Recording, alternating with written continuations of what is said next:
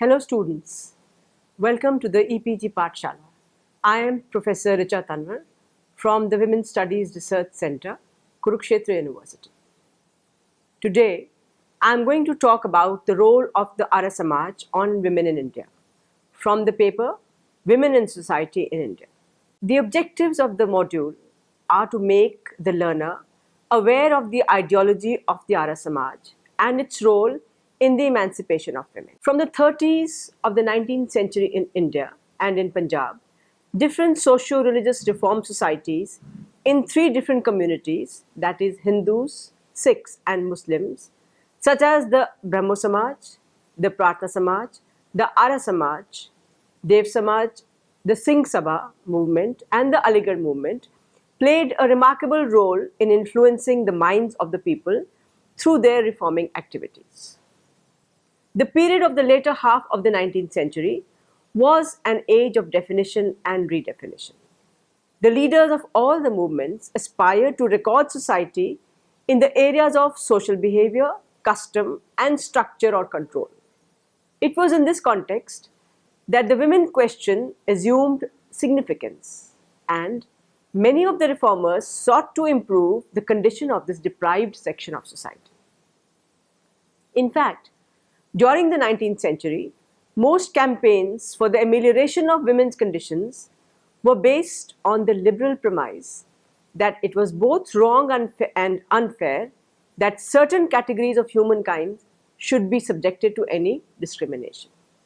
The reformers thus initiated a process of regeneration and revitalization of the cultural norms and social practices. The Arya Samaj was a revivalist movement in its character. It took inspiration, above all, from the indigenous culture. Formally started in Kathiawar on 10th of April 1875 by Swami Dayanand Saraswati, 1824 to 1883 is his lifespan, with the motive to bring the national progress. The great task before the Arya Samaj was the problem of social reconstruction. Dayanand Saraswati, the founder of the Arya Samaj, came from Kathiawar, but the Samaj acquired their principal base in northern India, Punjab and parts of western UP. Punjab entered the British colonial fold only by the mid-19th century, when the British had already established its identity as imperial rulers.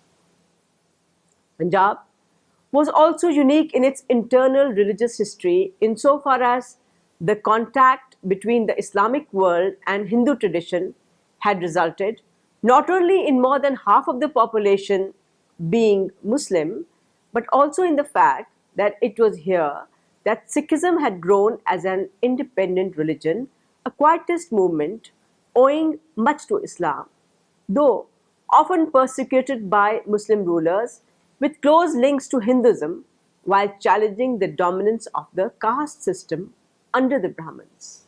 The major concerns and the social ideals of the Arya Samaj. The major concerns of Arya Samaj are based on equality of the sexes, absolute justice and fair play between men and women, and equal opportunities for all according to their nature, karma and merit. Swami Dayanand's admirable work, Satyarth Prakash, was published in 1875, though a revised and expanded edition appeared in 1884 after his death, expounded his unique doctrine. His motto was "Back to the Vedas." When Swami Dayanand began his work in the later half of the 19th century, he realized that Hindu society had been on the decline.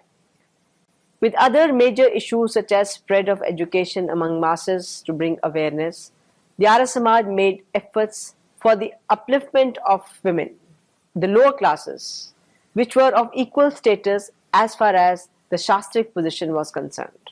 When the Arya Samaj was brought into existence, the condition of women was deplorable. They had lost their high position in the family as well as in the society. Women began to maintain parda and depended on their male family members. Early marriage became almost universally prevalent among them, and monogamy was replaced by polygamy. Swami Dayanand and his Arya Samaj were no less generous and no less bold in their crusade to improve the condition of women. Both advocated the complete emancipation of women. They advocated that women should be educated. Like Annie Besant, they believed that the regeneration of India was possible only through the proper education of her women. They advocated that until girls were educated, taught, and trained, until they knew the glory of the past and taught the children on their knees what India was and what she might be, until Indian mothers were also worthy of the Indian women of the past, until they became patriots as well as the men and loved the land as well as their husbands. Until these things were done in India, India would remain weak. The Samaj believed that proper and equal education should be given to the female and the male population.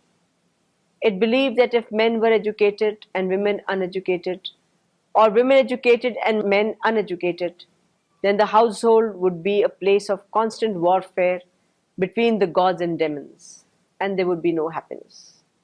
Dayanand clearly advocated that a Brahmin woman and a Kshatriya woman should learn all sciences, a Vaishya woman should learn commerce, and Shudra woman the art of service. Just as men should learn at least grammar, theology, and the principles of their profession, similarly, women should necessarily learn grammar, theology, medicine, arithmetic, and art. Without this much, it was not possible to ascertain what was right and what was wrong, what sort of treatment should be offered to the husband and others, how household affairs should be carried on, how food should be prepared by hygienic methods, and how disease should be kept out and happiness secured in the family. After providing complete master plan for an all-round development of the Indian society on modern lines, Dayanand, in order to accomplish this gigantic task effectively, founded an organization, the Arya Samaj, on 10th April 1875. Anyone, no matter what religion, caste or creed he or she belonged to, could become its member, provided he/she had firm belief in God, in his blessed words, the Vedas, and was prepared to accept the following principles. One should be ever ready to accept truth and renounce untruth. Everything should be done according to the dharma, that is, after considering what is truth and what is untruth. The chief objective of the Samaj was to do good to the world by improving physical, spiritual, and social conditions of mankind. All ought to be treated with love and justice according to their deserts. Ignorance ought to be dispelled and knowledge diffused. Nobody should remain contented with his personal progress only. One should count the progress of all as one's own. Everyone should consider himself as bound in obeying social and all benefiting rules. But everyone is free in matters pertaining to the individual well-being. Keeping all these points into consideration, the Arya Samaj favored strongly female education and opened a good number of educational institutions for imparting education to girls. The Kanya Mahavidyalaya was opened by Lala Devraj in Jalandhar in 1896. The Kanya Pathshala at Dehradun was another school for girls, which was a high school. Besides these two institutions, the Arya Samaj opened Hansraj Mahila Mahavidyalaya in Jalandhar, DAV College for Women in Yamunanagar, and at Amritsar, DAV College for Women, and also DAV College of Girls College at Batala in Punjab. On July 10, 1907, Sarla Devi wrote a letter to the wife of Roshan Lal of Lahore, in which she had said, if Indian ladies learned to maintain their domestic affairs satisfactorily, they would be all the better equipped to understand the national affairs upon which depend their honor and chastity, both during their married life and widowhood. She appealed to the women to be brave like ancient warriors of the sacred Bharat and to discuss matters with their husbands. On October 26, 1907, Mahatma Hansraj, while delivering his lecture in the annual meeting of the Peshawar Arya Samaj, laid stress on female education. The Arya Samaj, particularly of the Punjab, started to send out parties of Arya girls from girls' schools on tours round the country with their masters for gaining practical education. One such party under Lala Devraj from the school at Jalandhar went to Kangra on August 31st, 1910. A similar party of 17 girls from the same school under Lala Moolraj went to Hoshiarpur on September 1 in the same year. The Arya Patra of Bareilly published an article on female education, in which it was described that the girls of the country in the ancient time were scholars in Sanskrit. The editor of the magazine advised that Sanskrit should be taught to the Indian girls. The Hindu Education Conference held at Lahore on April 5, 1912, discussed the problem of female education. In the year 1914, the Banaras Arya Samaj popularized the movement in the local areas. Thus, the Arya Samaj made an astonished progress in female education. And this proves that it was not a mere idle talker, but a practical worker in the cause of education. No real uplift of women was possible without radical reform in the marriage system. Most of the disabilities from which women suffered were due to the evils which had crept into the institution of marriage itself. The Hindu marriage custom had many abuses such as polygamy, infant marriage, prohibition of widow remarriage, unequal marriage, heavy dowry, and other ruinous marriage expenses, and restriction of marriage within the narrow circle of subcaste.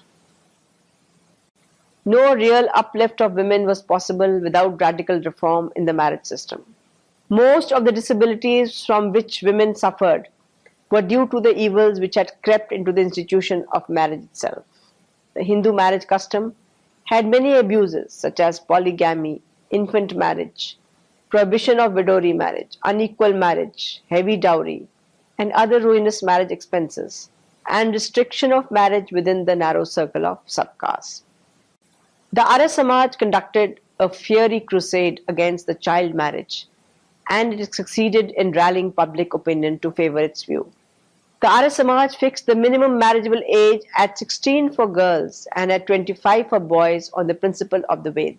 Swami Dayanand had classified marriages into three groups: inferior marriages, medium marriages, and superior marriages. Inferior marriages were those between women of 16 and men of 25 years. Medium marriages were those between women of 18 or 20 and men of 25 or 40 years of age. And superior marriages were those between women of 24 and women of 48 years of marriage. The Arya Samaj advocated the very idea of marriage and criticized the infant marriages. Medium marriages were those between women of 18 or 20 and men of 25 or 40 years of age. And superior marriages were those between women of 24 and women of 48 years of marriage. The Arya Samaj advocated the very idea of marriage and criticized the infant marriages. The women branch of the Arya Samaj of Hisar took a leading part in the work of social reform, and Puran Devi, who was appointed as a lecturer by the very branch to deliver lectures among women, began to preach against infant marriage. In the year 1911, the Bharat Stree Mandal, All India Ladies Society, started by Sarla Devi, appointed a Bengali lady named Krishna Bhabini Das, impart instruction in the zananas of Bengal. Another society with which the same lady was connected, the Mahila Milap Samiti, appointed a Bengali lady named Hiranmoyi Devi to give lessons to married women. Both societies played important role in removing the practice of infant marriage. In its movement against the infant marriage, the Arya Samaj succeeding a lot though much still remained to be done. Another society with which the same lady was connected, the Mahila Milap Samiti, appointed a Bengali lady named Hiranmoyi Devi to give lessons to married women. Both societies played important role in removing the practice of infant marriage. In its movement against the infant marriage, the Arya Samaj succeeding a lot, though much still remains to be done. In the matter of widow remarriage also, the Arya Samaj achieved a great success. The question of widow remarriage was taken up by Pandit Ishwar Chandra Vidyasagar of Bengal, and through his efforts, the Widow Remarriage Act was passed in 1856. Then there was no arya samaj in existence. But that law remained a dead letter for decades, till the arya samajas came into the field and gave a strong impetus to widow remarriage movement. The Arya Samaj in this respect left behind all other reform movements of the country, and several hundred marriages of child widows took place by its efforts. In March 1990, the remarriage of a Vaishya girl, Srimati Parvati, with Lala Kelaram took place under the auspices of the Arya Samaj at Lahore. On May 12, 1901, the remarriage of a Brahmin girl, Srimati Radha Rani, with Lala Shio Lal Visha, an Arya Samajist, was performed in Jhansi. At this very time, the Praja Mandal of Mahua presented a memorandum to the Gaikwad on the bill legalizing widow marriage and expressed its opinion that widow remarriage was sanctioned by the Vedas. In 1901, Lala Sarup Lal Agarwal of Muzaffarnagar remarried his daughter to Lala Gobind Prasad. The Arya Samajists attended the marriage ceremony. Though the Orthodox Hindus and the Sanatanists were against widow remarriage, and the latter had discussion with the Arya Samajists at Agra, yet the Arya Samaj always succeeded in the teeth of many oppositions. Hundreds of widow marriages took place year by year. Two notable marriages took place in the Punjab in 1906, one at Amritsar in the house of a well-known Arya Samajist, and another in the house of a well-known Arya gentleman. In the long run, Mrs. Sarla Rai Chaudhrani, General Secretary of the Bharat Stri Mahamandal, waited on Mr. Montague and His Excellency the Viceroy on behalf of a ladies' deputation from the Bharat Stri Mahamandal Punjab branch, and raised the following points among others. In view of the enforced widowhood of Hindu widows, many of whom are quite destitute and indigent, special institutions should be provided for widow endowed with scholarships for each inmate to make self-supporting members of society and help the government in the supply of female teachers. Special provisions should be made by legislation for protecting the interest of Hindu widows and daughters in matter of inheritance of the property of their husband or father. The interest of the Indian wife should be safeguarded by making it criminal and unlawful for an Indian married man to marry an English woman. Indian women should be allowed to have the right to vote in municipal and other elections. Indian women should be associated in all movements for the furtherance of female education. The control of girls' schools should be made over to the Visiting Committee of Indian Ladies. A strong female Indian agency for inspection should be substituted for non-Indian agency. An Indian Ladies Advisory Council should be formed for matters pertaining to female education. Thus, on this point, the Arya Samaj created a revolution in Hindu society, and Hindu widow remarriage lost the horror with which it used to be looked upon 60 or 70 years ago. Thus, during the period from 1876 to 1920, there was all-round improvement in the condition of women. The cumulative effect of all the forces working together was that parda began to be discarded more and more. People came to realize the importance of female education of one kind or another. Women began to organize their own clubs and get themselves organized in public affairs.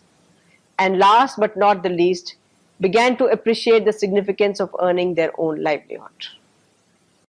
Thus, during the period from 1876 to 1920, there was all-round improvement in the condition of women. The cumulative effect of all the forces working together was that parda began to be discarded more and more. People came to realize the importance of female education of one kind or another. Women began to organize their own clubs and get themselves organized in public affairs. And last but not the least, began to appreciate the significance of earning their own livelihood. What is important to bear in mind is that with the growth of national consciousness, there was also an awareness on the part of thinking people that justice must be done to the fairer sex and that without progress of women, the general progress of the country was not possible. To these, it is justified to add the philanthropic services rendered by the Arya Samaj. The Arya Samaj was the rival of the Ramakrishna mission in this respect. The Arya Samaj, outside the Christian circle, was the first purely Indian association to organize orphanages and widows' homes. The first Hindu orphanage was established at Firozpur in the lifetime of Dayanand, which maintained schools and workshops for boys and girls for the purpose of training. There was a network of widow homes at all important centers in the Punjab, UP, Bihar, Bengal, and central provinces under the management of Sir Gangaram Trust. In 1909, Radhakrishnan, the editor of the Prakash, demanded right for widows and appealed to the people to open homes for them. The reform in Punjab. Unlike the Brahmo Samaj, the Prartha Samaj and the reform movements of the same genre, which had arisen in strength in Bengal, Bombay, and Madras in the beginning and the middle of the 19th century. The Arya Samaj entered late into the picture and was the only reform movement to make spectacular gains in the 1880s and the 1890s. This was the period when nationalist sentiments coupled with revivalist feelings were gaining ground. The tide was against reformers who were attacked both for their alien models and what was considered a misconstructed sense of priorities. The success of the Arya Samaj during this period has to be understood both in the context of its ideological orientations and the social situation of Punjab, where it received the widest response. If Western notions of rationality and of a universal man were core ideas overtly manifest in women's reform in Bengal, it was not entirely absent from the Arya Samaj discourses either. But the tenor was definitely more tuned to glorifying the purity of ancient Hinduism.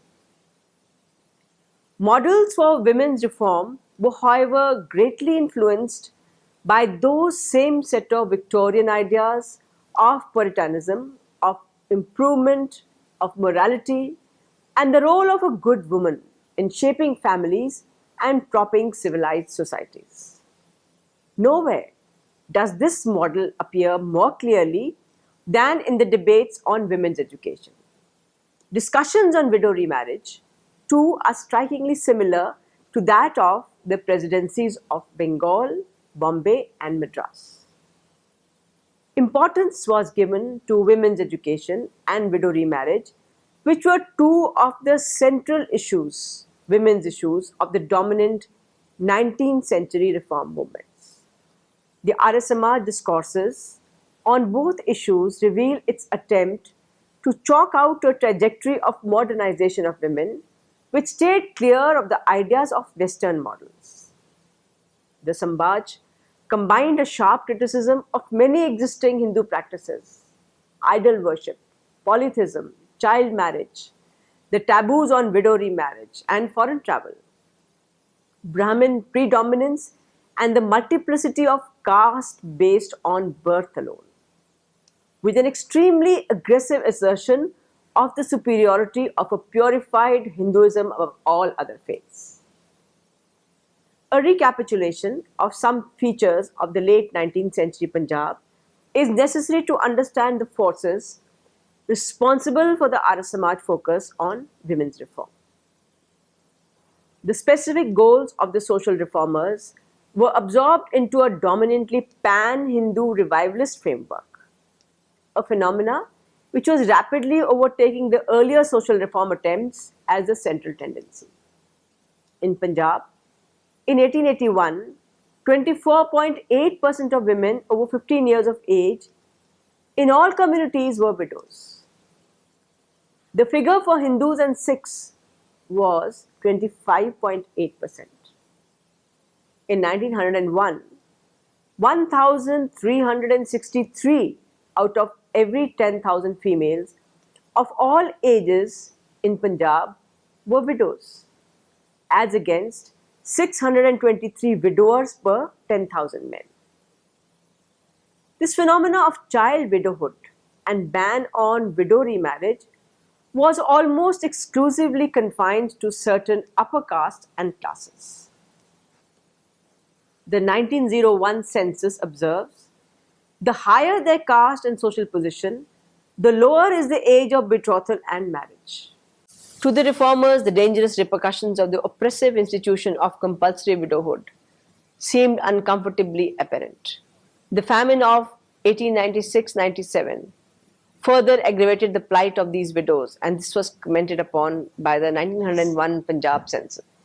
During the famine years, reports of the sale of women and children, Rabare Hind of 19 November 1896, sounded the alarm by reporting the missionaries had purchased some Indian children for 5 annas each for the purpose of conversion. Sirajul Akbar of December 1896 reported that people had been reduced to such states in the famine that parents were beginning to sell girls to the missionary lady for 1 seer of oats per child. The Punjab Samachar from Lahore of 9th January 1897 concluded that the prevalence of the famine on the one hand and the poverty of the people on the other hand are helping the missionaries in their work, and if this state of things continue, all indigent people will embrace Christianity before long. The institution of child marriage also made education initially impossible for upper caste women. In a fast changing world, parda and illiteracy ensured the virtual isolation of these women from the reality of their husbands and sons who were adapting to the demands of colonial structures. Thus, the institution of the family was experiencing new stress. One way of absorbing the stream was to expose women to a feminine version of the education that men were receiving. This model was no different from that projected by reformers in the presidency area. Education for women and marriage reforms. The Arya Samaj realized the significance of education for women and were keen to change the role of the Hindu women. Almost all the writers within the Samaj recognized the need to change the status and role of women, and with this educate girls in some manner, but exactly how remained open to considerable debate. Girls' education remained limited in scope, and in most cases they were taught a limited curriculum in Hindi, and besides reading and ciphering, the girls were taught useful acts of sewing and knitting. The question of higher education for women divided the reformers sharply.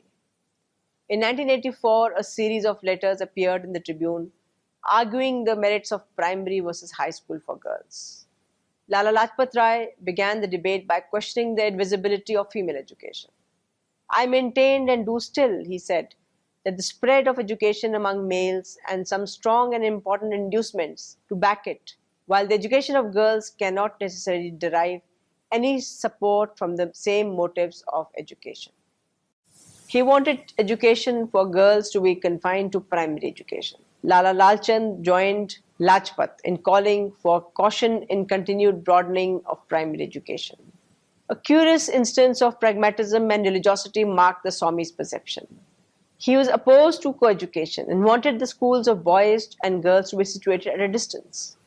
In the earlier years, one of his practices had been not to admit women to his lectures until some women at one meeting in Punjab forced their entrance. A separate accommodation was then provided for them, whereupon the women were urged to look on their husbands as their gurus, while men were asked to give sufficient thought to the welfare of their women. When the Arya Samajas took up the cause of female education, it was primarily prompted by the felt needs of the upper caste. Financial support came from the commercial and trading classes. The curricula in Samaj schools cater to the perceptions of men regarding education required by women of their caste and class. Study of religious and domestic economy, together with general education, was emphasized. The course was not intended towards employment, but towards the making of modernized, educated housewives. Efforts of the Arya Samaj made people view education as respectable. Certain levels of education became a desired qualification in the middle-class marriage market. With this, attendance at government schools began to alter in terms of caste and class composition. The content of education in these schools also saw a change along the lines laid down by the Samaj schools. The education department encouraged this trend, and lower caste girls were channelized into mission schools set up specially for the low caste students. These schools, as the education reports show, came into existence around the turn of the century. The Arya Samaj played a crucial role in bringing about this in caste and class base of women's education, linked to a corresponding shift in its content. The Arya Samaj's attempts at marriage reforms were directed at both widow remarriage and simplified marriage customs and ceremonies. Swami Dayanand interpreted the rishis as disapproving of second or third marriages on the death of the husbands and the wives. In following the spirit of the ancient lawgivers, he was strongly opposed to child marriages and declared 16 as the minimum marriage age for girls and 25 for boys. Lajpat Rai emphasized the fact that Dayanand did not lay down any rule for women which he did not apply to men. He exhorted the non-Brahmin castes not to engage any Brahmin priest to conduct their marriage, which he sought to reduce to a very simple procedure. So students, let us now summarize what we have learnt in this module. From the 30s of the 19th century in India and in Punjab, different socio-religious reform movements came into being in three different communities, that is Hindus, Sikhs and Muslims. Dayanand Saraswati, the founder of the Arya Samaj, came from Kathiawar, but the Samaj acquired their principal base in northern India, Punjab and parts of western UP. The major concerns of the Arya Samaj were based on equality of the sexes, absolute justice and fair play between men and women, and equal opportunities for all according to their nature, karma and merit. The Arya Samaj made an astonished progress in female education, and this proves that it was not a mere idle talker, but a practical worker in the cause of education. The Arya Samaj fixed the minimum marriageable age for men and women. It criticized the infant marriages which were taking place in India to a large extent. In the matter of widow remarriage also, the Arya Samaj achieved a great success. The Arya Samaj attempt at marriage reforms were directed at both widow remarriage and simplified marriage ceremonies. Swami Dayanand interpreted the rishis as disapproving of second or third marriages on the death of husbands and wives. Thank you.